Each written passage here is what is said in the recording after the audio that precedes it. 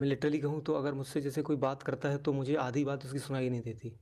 अगर तुरंत मुझसे पूछा जाए कि उसने क्या बोला तो आधे से ज़्यादा तो मुझे पता ही नहीं चलता क्या बोला उसने। तो जैसे आप कहते हैं सार्थक कर्म में डुबो दो तो ये चीज़ें कम हो जाती। तो सार्थक कर्म में भी तो डुबोने के लिए स्टार्टिंग में थोड़ा-सा एफ़र्ट करना पड़ता है और उसमें बार-बार ऐसा लगता है फ़ेल हो जा रहा हूँ और उससे डिसअपॉइंटमेंट बहुत ज़्यादा आ जाता है। और ऐसा लगता है कि मतलब कि जैसे मंद बुद्धि टाइप का हो गया हूँ क्या मैं। रास्ते पर जा रहा हूँ तो रास्ते का पता नहीं, अजीब सा मतलब। और उसका नुकसान होता है कि कुछ भी कर रहा है तो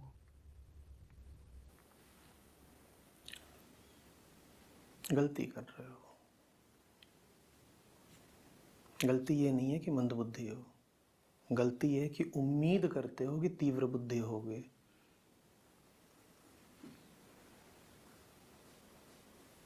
अपने आप से उम्मीद बहुत ज़्यादा है, तो बुरा लगता है जब दिखाई देता है कि ध्यान कम है, एकाग्रता कम है और मंदबुद्धि है। तुम्हें ये अधिकार किसने दिया सोचने का कि तुम जैसे हो इससे बेहतर हो सकते हो?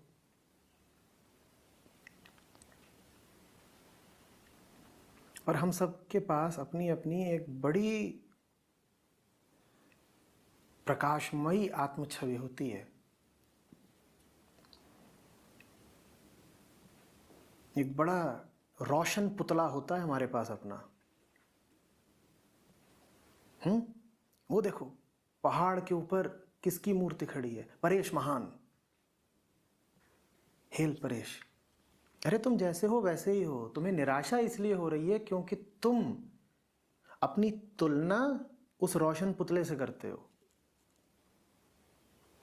तुम्हारी कोई 100 फीट ऊंची प्रतिमा, वो भी सुंदर और खूबसूरत, हैंडसम बना के टांग दी गई हो, वो झूठी है ना, झूठी है ना। और उसके नीचे एक ताम्र पत्र पर तुम्हारे गौरवपूर्ण कृत्यों का विवरण भी लिख दिया गया है। यही हैं जिन्होंने ईरान से लेकर चीन तक फतह करी थी। यही हैं जिनका आईक्यू 650 है। यही हैं जिन पे दुनिया की सारी हूरें मरती हैं। यही हैं जो एक हाथ से 500 पुशअप मारते हैं। अब इतनी बड़ी तुम्हारी प्रतिमा लगा दी गई और उसके नीचे इतनी बड़ी कहानी तुम्हारे बारे में लिख दी गई, ठीक। अब तुम उस प्रतिमा को देखते हो, कहानी पढ़ते हो और बोलते हो वो कौन है? मैं हूं। उसके बाद तुम बिल्कुल ऐसे फूल करके निकलते हो कि चलो भाई अब पुशअप मारा जाए। और 2 हाथ लगा लेते हो, फिर 4 हाथ लगा लेते हो, फिर 4-5 हाथों का सहारा भी मांग लेते हो, और उसके बाद भी 5 पर बिल्कुल फुस। कहते वहां तो लिखा था कि एक हाथ से 500 मारते हैं, तो हो नहीं रहा।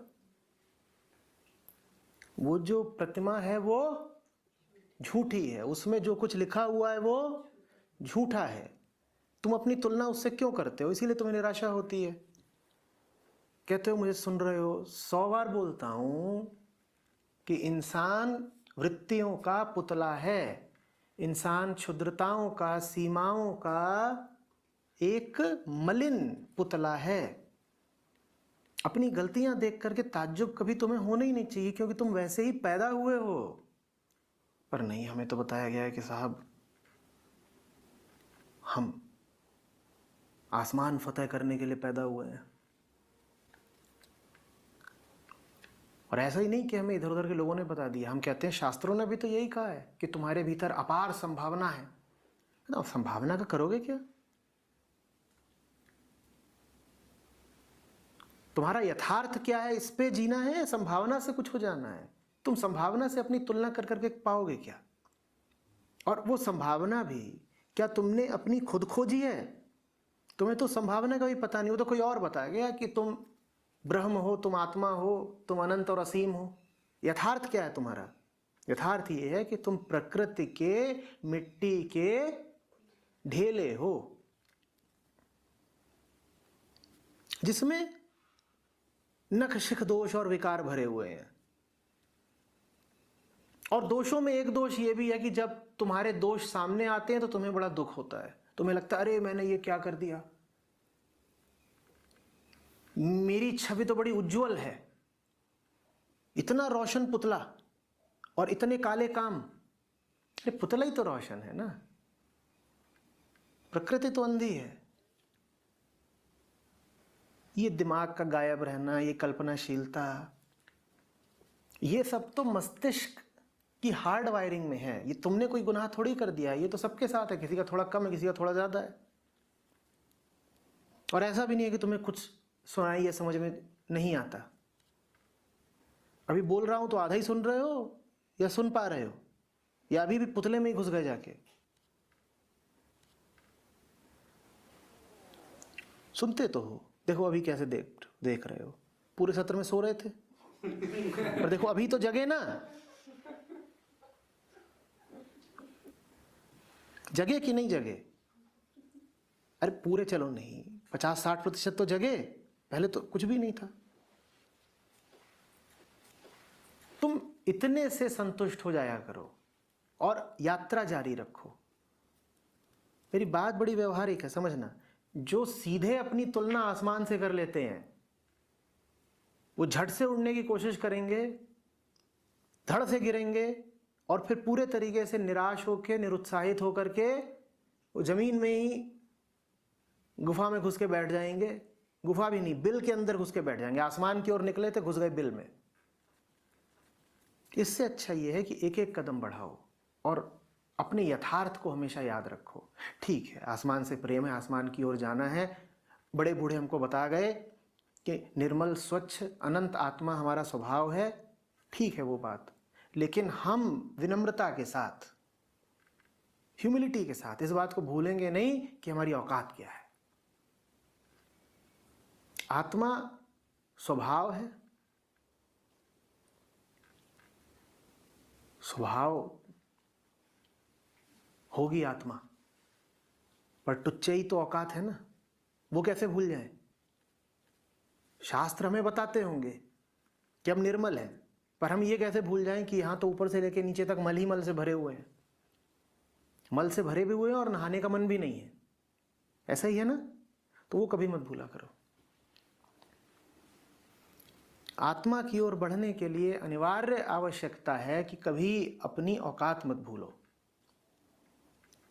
भूलो मत कि भीतर कितने दोष हैं। जो अपने दोषों को याद रखता है वही धीरे धीरे दोषों से मुक्त भी होता चलता है। और दोषों को देख करके अगर तुम्हें बहुत लज्जा आएगी तो जानते हो क्या होगा? दो काम होंगे। एक तो हो सकता है पाखंड शुरू कर दो, क्योंकि जब लाज बहुत आती है तो लाज के साथ जियोगे कैसे? तुम कहना शुरू कर दोगे मुझ में दोष है ही नहीं, पाखंड करना शुरू कर दोगे कि दोष है, छुपाना शुरू कर दोगे। या फिर कह दोगे दोष है तो क्या हो गया, मैं ऐसे ही हूं, ऐसे ही रहूंगा, मैं तो ऐसे ही हूं। सुना है ना, बहुत लोग ऐसे बोलते हैं, I am what I am, मैं तो ऐसे ही हूं, मुझे बदलना ही नहीं है। या तो पाखंड शुरू कर दोगे और कहने लग जाओगे मैं ऐसा नहीं हूं, जबकि तुम वैसे हो। या फिर तुम उजड़ और बदतमीज हो जाओगे और अकड़ के बोलोगे अब मैं जैसा हूं वैसा ही हूं, भाई आपा तो ऐसे ही है। और ये दोनों ही बातें घातक होंगी। तो साधक को अपने यथार्थ को लेकर के बड़ी विनम्रता रखनी होती है। इसीलिए मैं बार बार बोलता हूं कि तथ्यों को याद रखो, फैक्ट को भूलो मत, और सत्य के प्रति अगाध प्रेम रखो। कहीं पहुंचने के लिए दो बातें पता होनी चाहिए ना, तुम कहां हो और तुम्हें कहां जाना है। जहां तुम हो उसका नाम है तथ्य, जहां तुम्हें जाना है उसका नाम है सत्य। दोनों पता होने चाहिए, दोनों में से एक कोई भूल मत जाना। मैं कैसा हूं मुझे यह भी पता रहे, और मैं कैसा हो सकता हूं मुझे उसके प्रति श्रद्धा रहे। तुम्हें तुम्हारी संभावना भी पता हो और तुम्हारा यथार्थ भी, तुम्हारी औकात भी।